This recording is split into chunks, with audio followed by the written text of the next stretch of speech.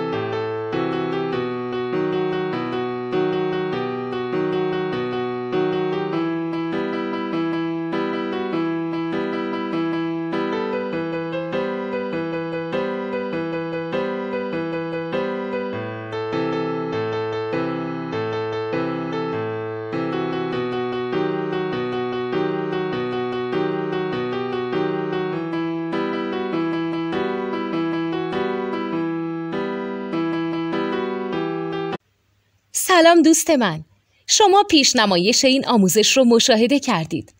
برای دیدن آموزش به صورت کامل میتونید به وبسایت نوت 2 که مرجع آموزش موسیقی هست مراجعه کنید.